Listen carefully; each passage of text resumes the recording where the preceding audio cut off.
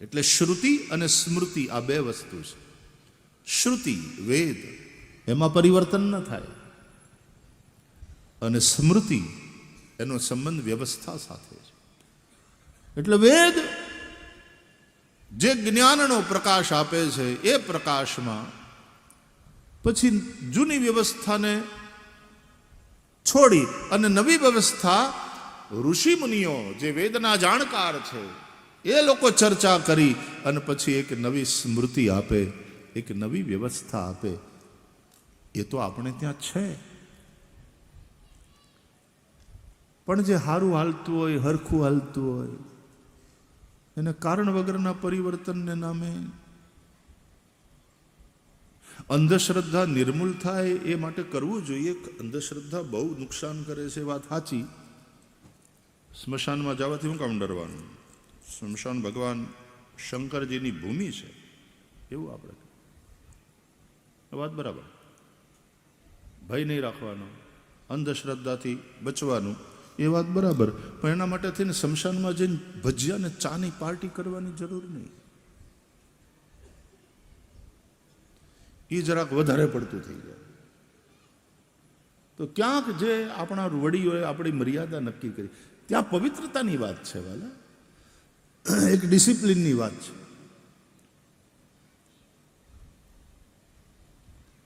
એટલે અંધશ્રદ્ધા નિર્મૂલન માટેની પ્રવૃત્તિ એ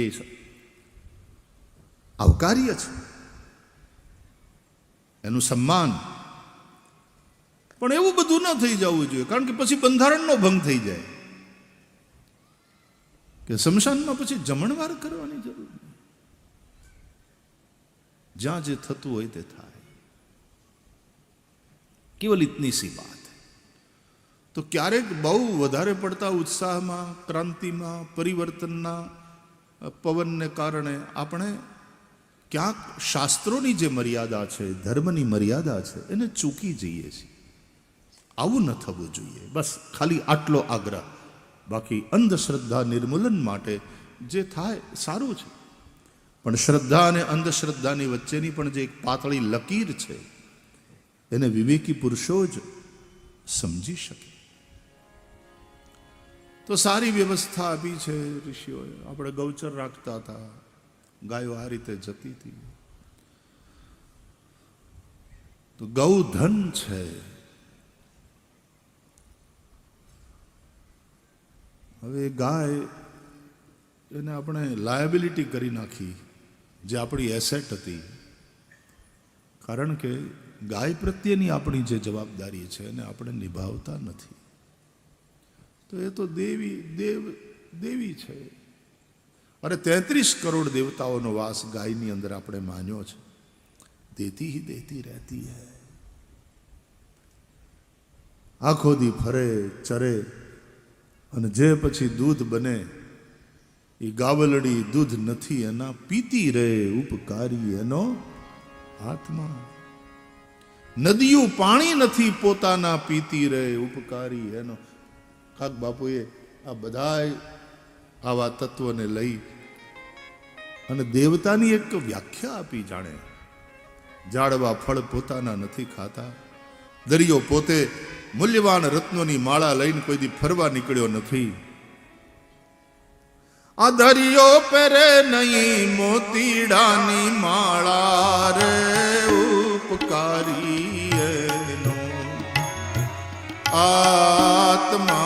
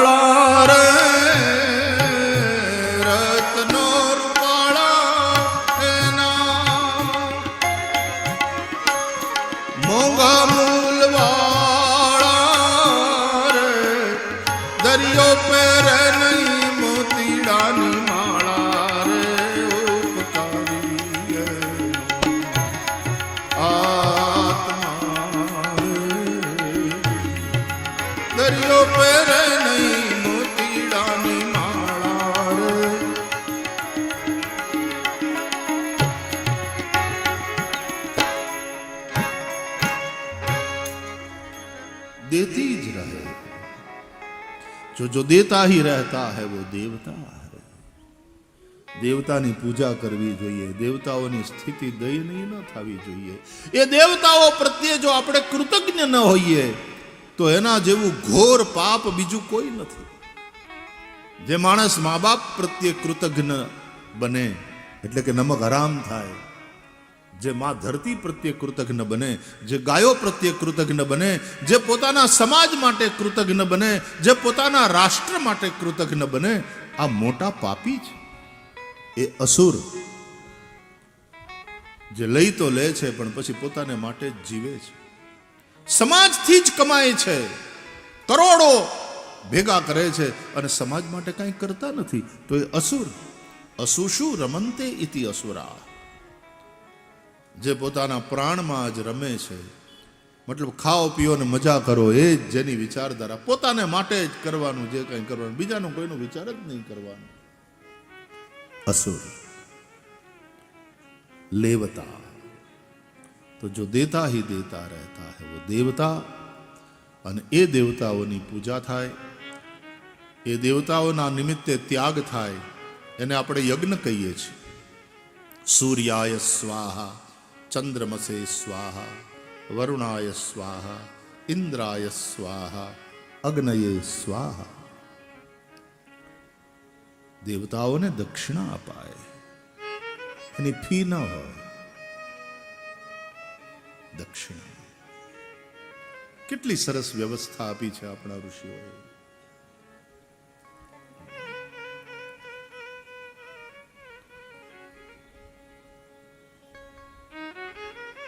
અન્ન વિક્રય નહીં, રસ વિક્રય નહીં, પણ ધાન્ય વિક્રય ખરો. વેપારી છે, વૈશ્ય છે, તો ધાન્ય વિક્રય ખરે. કે ખળામાં આટલા ઘઉં થયા, વેચી નાખ્યા, આટલા પૈસા આવ્યા. તલ કર્યા હતા, આટલા મણ થયા, વેચી નાખ્યા, આટલા પૈસા આવ્યા. મગ કર્યા હતા, અડદ કર્યા હતા, કે મકાઈ કરી હતી, ધાન્ય વિક્રય થાય. પણ એ રંધાઈ ગયું ને પછી ઘરે કોક અતિથિ અભ્યાગત આવ્યો એટલે પછી એના પૈસા ના હોય, એને પ્રેમથી જમાડાય, આગ્રહ કરીને મારા બાપ જમીને જાઓ. કોઈ અતિથિ જેની આવવાની તિથિ નક્કી ન હોય, હગાવાલા હોય કે અજાણ્યા હોય, જમવાનું ટાણું થાય એટલે એને રોટલો ખવડાવવો. મનુષ્ય યજ્ઞ, ગૃહસ્થોના જે પંચ યજ્ઞ છે એમાં અતિથિ અભ્યાગતનું સ્વાગત. ઘરે આવેલો ભિક્ષુક એને પણ ભૂખ્યો ન જવા દેવો, એ મનુષ્ય યજ્ઞ છે. દેતે રહો, દેતે રહો, દેતે રહો. આ વ્યાસપીઠ પણ દેવા માટે છે. અહીંયા 3-3, 4-4 કલાક વ્યાસપીઠ દેતી રહે છે. એટલા માટે વ્યાસપીઠને લોકો વંદન કરે છે, એટલે પૂજે છે. દેતે રહેના, દેતા ही देता है देवता. બ્રાહ્મણને આપણે દેવતા કહીએ છીએ, ભૂદેવ. બ્રાહ્મણ દેવતા એ આપ્યા કરે, અને એને જે આપણે આપીએ છીએ એ દક્ષિણા છે. ઘણા લોકો પૂછે તમારી કથાની ફી શું છે? કથામાં ખર્ચા થાય, કથાની ફી શું હોય? અને ભાગવતના એમાં તો મહાત્મ્યમાં લખ્યું છે કે તમારે ત્યાં દીકરા અને એકનો એક દીકરો હોય ને એના લગ્નમાં તમે જે ઉદારતાથી ખર્ચ કરો એ પ્રમાણે ઉદારતાથી ખર્ચ કરવાનો. ભાગવતની કથામાં પણ આવું લખ્યું છે. પદ્મપુરાણનો આદેશ છે, લોભ નહીં કરવાનો. ભગવાને આપ્યું હોય તો કંજુસાઈ નહીં કરવાની, ન આપ્યું હોય તો સીધી સાદી રીતે, સરળ રીતે. આપણે સત્યનારાયણની કથામાં વાંચીએ છીએ, હાકર ન હોય તો ગોળ લેવો, રવો ન મળે તો ઘઉંનો લોટ લેવો, એનો શીરો બનાવી ભગવાન સત્યનારાયણને એનો ભોગ લગાડવો. જેવી શક્તિ એવી ભક્તિ એમ કહીએ ને. પણ પછી શક્તિ બહુ બધી હોય ને ભક્તિ એવડી એવી. ભગવાને આપ્યું હોય બહુ, પણ ભગવાનના કામમાં લોભ કરે એ નહીં. બાકી શબરીને ત્યાં જાય રામ તો શબરીના બોરાઈ તે રામ રાજી થઈને સ્વીકારે. પ્રેમ સહિત પ્રભુ ખાય બારંબાર બખાય. કંદમૂલ ફલ સુરસ અતિ દિયે રામ કહું આની. પ્રેમ સહિત પ્રભુ ખાય બારંબાર બખાય.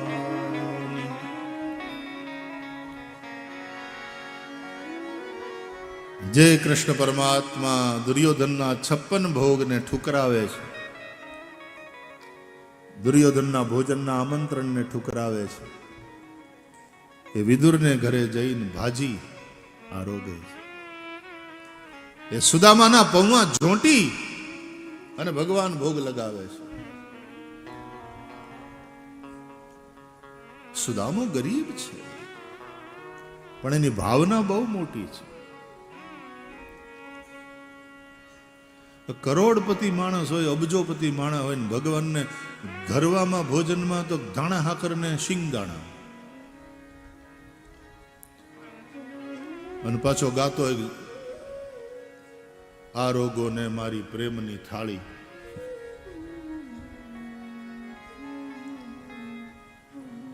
ભગવાને આપ્યું છે આટલું, તો પછી એ અનુસાર ઉદારતાથી. તો ભાગવતજીના મહાત્મ્યમાં સીધું માર્ગદર્શન છે વ્યાસદેવનું કે ભગવાને આપ્યું હોય તો જેટલા ઉદારતાથી અને જે ઉત્સાહથી તમે એકના એક દીકરાના લગ્ન કરતા હોય એવી ઉદારતાથી, ઉત્સાહથી ખૂબ ધન લગાડવું, વહેંચવું. આ અવસર વહેંચવાનો છે, આ અવસર આપવાનો છે. વ્યાસપીઠ માટે પણ આ કથા એ અવસર છે આપવાનો. યજમાન માટે પણ આ કથા એ અવસર છે આપવાનો. જો દેતા હી દેતા રહેતા હૈ, ધીરે ધીરે દેવત્વ કો પ્રાપ્ત કરતા હૈ. યાદ રાખો, જે સમાજ પાસેથી, સૃષ્ટિ પાસેથી ઓછામાં ઓછું લે છે અને શરૂઆતમાં જ્યારે લેવાની જરૂર પડે ત્યારે લે અને પ્રસાદ માનીને લે, પ્રસાદ માનીને લે, વિનયપૂર્વક સ્વીકારે, કૃતજ્ઞતાપૂર્વક સ્વીકાર કરે અને સદુપયોગ કરે, વસ્તુનો દુરુપયોગ ન કરે. અને પછી જ્યારે પોતે આપવા જેવો થઈ જાય, મજબૂત થાય, ત્યારે પોતાનું કર્તવ્ય સમજીને આપે, ઉપકાર માનીને નહીં. દાતવ્યમ ઇતિ યદ્દાનમ દીયતે નુપકારિણે દેશે કાલે ચ પાત્રે ચ તદ્દાનમ સાત્વિકમ સ્મૃતમ. ભગવદ્ ગીતામાં ભગવાન કહે છે, દાતવ્યમ ઇતિ યદ્દાનમ દીયતે. દેવું જોઈએ, દેવું મારી ફરજ છે, આપવું એ મારા માટેની અનિવાર્યતા છે.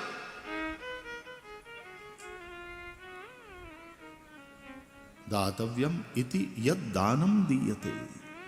ઉપકાર બુદ્ધિથી નહીં, કર્તવ્ય બુદ્ધિથી અપાયેલું દાન. અને દેશે કાલે ચ પાત્રે ચ, યોગ્ય સમયમાં, યોગ્ય સ્થાનમાં, યોગ્ય વ્યક્તિને અપાયેલું દાન, યોગ્ય હેતુ માટે અપાયેલું દાન એ સાત્વિક દાન છે.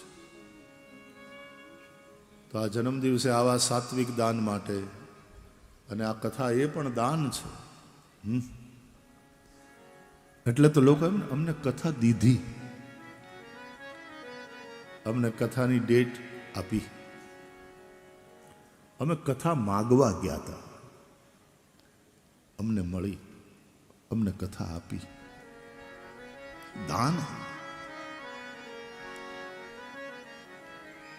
દાનનો બહુ મહિમા છે.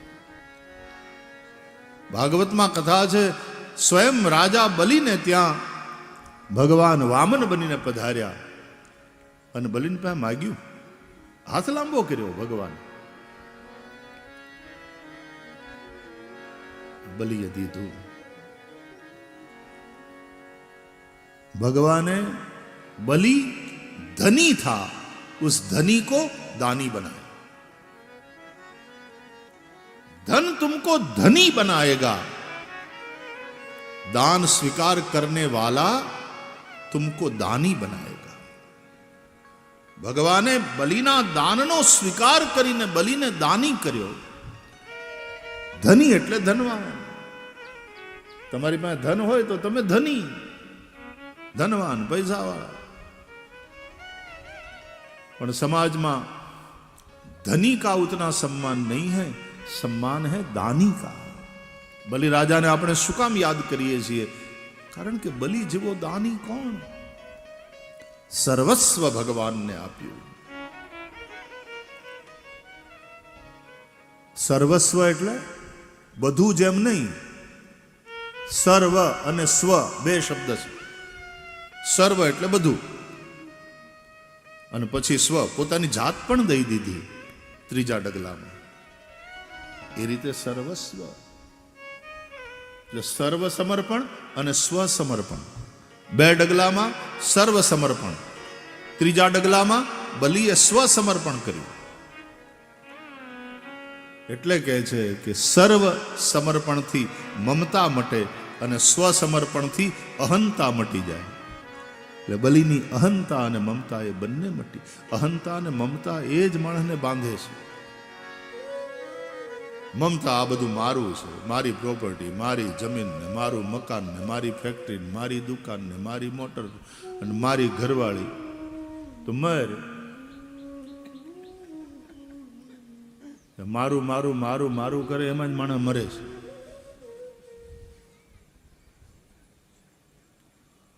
અને ભગવાનને કહે કે તારું તારું તારું, એ તરે છે.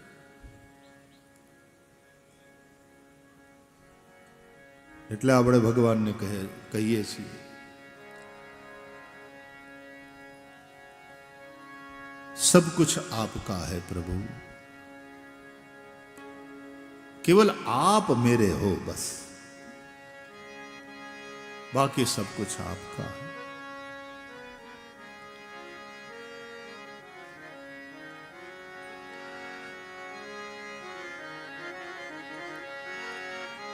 मेरे तो गिरधर गोपाल दूसरा कोई,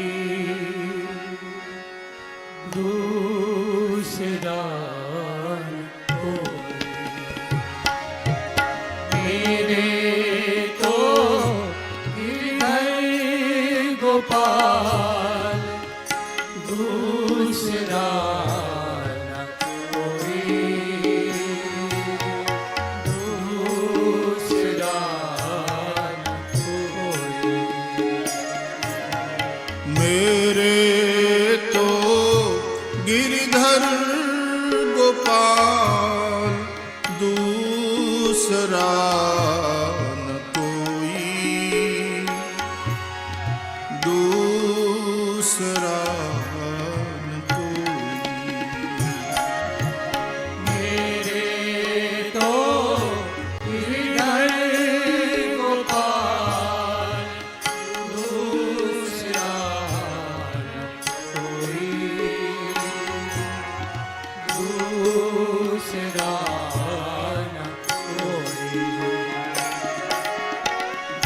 भाई छोड़ा बंधु छोड़ा छोड़ा सगा सोई, भाई छोड़ा बंधु छोड़ा छोड़ा सगा सोई. ओ भाई छोड़ा बंधु छोड़ा छोड़ा सगा सोई, भाई छोड़ा बंधु छोड़ा छोड़ा सगा सोई. साधु संग बैठ बैठ, साधु संग बैठ बैठ लोक लाज खोई. मेरे तो गिरधर गोपाल दूसरा न कोई, दूसरा न कोई. मेरे तो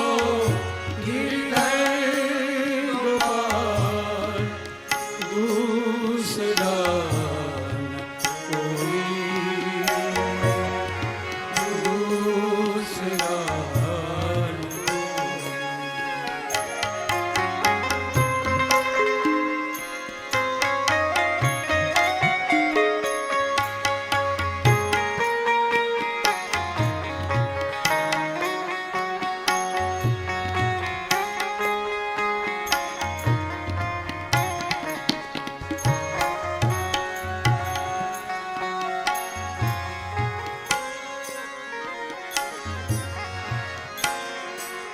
तो सब कुछ आपका है नारायण, मैं भी आपका हूं, मेरा केवल है तो परमात्मा और कुछ भी नहीं और कोई नहीं। बस આવી ભાવના જેની દ્રઢ થઈ ગઈ એ વૈષ્ણવ, એ ભક્ત. ઘણા લોકો જોજો એને એવો નિયમ હોય કે એ ક્યાંય ખાય પણ નહીં, કોઈને ઘેર ખાય નહીં. ઘણા ઘેર ખાય નહીં, એને ઘેર ખાવું ને ઝેર ખાવું. ઘણા કઈ ખાય નહીં, ખવડાવે. પણ યાદ રાખ, સાધુ સંતોએ ભિક્ષા માગીને પેટ ભરે છે. એના માટે તો સૃષ્ટિ એ જ ઘર છે. સંસાર છોડ્યો એને એટલે એ ભિક્ષા માગીને પેટ ભરે. પણ જેની પાસેથી અન્ન લીધું હોય, જેના ઘરનું અન્ન પેટમાં ગયું હોય, એના માટે બે માળા ન કરે સાધુ તો એની માથે ઋણ ચડે. એટલા માટે સાધુ થયો છે, એટલા માટે ભિક્ષાથી પોતાનું પેટ ભરે કે એણે હવે ભજન કરવાનું છે. તો ભિક્ષા પણ માગે, લોકોની પાસેથી બધું લે અને પછી એનાથી જલસા કરે, પણ પોતે ભજન કરે નહીં. તો એ સાધુની તો બહુ જ મોટી દુર્ગતિ થાય. અને ઘણા ગ્રહસ્થો હોવા છતાં ક્યાંય આમ જાય ને જમે નહીં. બ્રાહ્મણ કોઈને ત્યાં જાય, જમે, બ્રહ્મ ભોજન માટે લોકો નોતરે ને પાછા ઉપરથી વસ્ત્ર દાન, દક્ષિણા દાન બધું આપે. પણ જો ઈ બ્રાહ્મણ પછી ગાયત્રી ન જપે તો ગયો, મર્યો. બહુ ભારે પડે દાન સ્વીકારવું. हमारे पूज्य मामा जी थे, नारायणदास जी भक्तमाली, बड़े अच्छे मधुर संत. तो कोई पण यजमान ने ત્યાં ભોજનની માટેની વાત હોય ને એટલે ક્યારેક જાય ને પ્રસાદ લે તો એક તો એના માટે માળા કરે, એના ભલા માટે કરે, क्योंकि इसका अन्न गया है हमारे पेट में, इसके भले के लिए एक माला जपना चाहिए.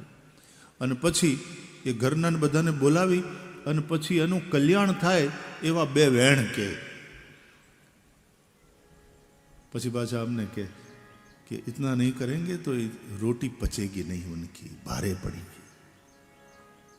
મફત નહીં, મફતનું ખાવાની જ વૃત્તિ કાઢી નાખો મનમાંથી. જેની મફતનું ખાવાની વૃત્તિ થઈ જાય છે કાયમ માટે ભિખારી રહેશે. એ લેવતા લેવતા લેવતા જ રહેવાનું. પૂજા દેવતાની થાય છે. સુદામા ભલે ગરીબ છે બ્રાહ્મણ, દ્વારકા ગયા છે તો દ્વારકાધીશના દર્શન કરવા. માગવાની ભાવના નથી, કંઈક આપવા હાટું લઈને ગયા છે. ભલે ની પમવા હોય 4 મુઠ્ઠી, ચતુરો મુષ્ટિ તંડુલાન, એ તંડુલો પાયન એ લઈને ગયા. આપણે તો મંદિરમાં જઈએ છીએ ને તો ખાલી હાથે ન જવાય એવી ભાવના, કંઈક ને કંઈક લઈને જઈએ. દેવતા દેને કી ભાવના રખો. કથામાં આવીએ, આટલો મોટો ખર્ચો આપણે કંઈ કંઈ આમાં આપી શકીએ એમ નથી. આપણે એનો લાભ લઈ શકીએ કથાનો. ભોજનનું ટાણું થાય એટલે ત્યાં જઈને પ્રસાદ પણ લઈએ. આરતી વારતી થાય પછી ઘણા તો અહીં હજી ખાલી જે નો બોલાણી હોય ત્યાં તો જઈને ગોઠવાઈ ગયા હોય પહેલી પંગતમાં. એવી હા, જેને ડાયાબિટીક હોય, પેશન્ટને એકદમ તકલીફ હોય એની વાત જુદી, એને છૂટ. પણ નકરી બુંદીમાં જ આપણી રુચિ હોય, બુંદી ગાંઠિયામાં અને ભજનમાં કાંઈ નહીં, અને એ બધું આપણે લઈ લઈએ, લાભ લઈએ. અને લાભ તો આ લોકો દેવો છે, આયોજકોએ દેવાનો હોય, યજમાને લાભ દેવાનો હોય, તો દેવા બેઠા છે એટલે બધા આવજો ને કથા શ્રવણનો લાભ લેજો એમ કે. પણ આપણે લાભ લેવા વાળા પાછા જો ભજન ન કરીએ, કથામાં સાંભળીએ છીએ એમાંથી કાંઈક જીવનમાં ન ઉતારીએ તો ઋણ ચડે છે, ચૂકવવું જ પડે. આપણે એમ માનીએ છીએ કે મફતમાં મળી ગયું, લઈ લીધું. મફતમાં કાંઈ નથી. કોઈક ને કોઈક રીતે કુદરત વસૂલ કરી લે છે. એ ઋણ ચૂકવવું જ પડશે. દેવતા બનો. દેવતાઓની પૂજા એટલા માટે દેવો ભૂતવા દેવમ યજે. અને જેને પૂજીએ એના ગુણ આપણામાં આવે એટલે દેવોની પૂજા થાય. તો પ્રકૃતિનું પ્રત્યેક તત્વ દેવામાં સંલગ્ન છે. ઝાડવા હોય, નદીઓ હોય, પર્વતો હોય, સૂર્ય ચંદ્रमा હોય, सब देते रहते हैं. गाय माता है, गाय में सभी देवताओं का वास है, देती रहती है. એ પોતાના વાછરડાને પાય અને દૂધ આપણને પાય. આપણે એને ખવડાવીએ ન ખવડાવીએ, એની સેવા કરીએ ન કરીએ, આપણે હાવ નમક હરામ થઈને બેહીએ, તો જ્યારે દૂધ દોવાની વાત આવે તો ગાય પાટું મારતી નથી. પણ આપણે કૃતજ્ઞ બનીએ છીએ અને યાદ રાખીએ કે ચૂકવવું પડશે, પડશે અને પડશે.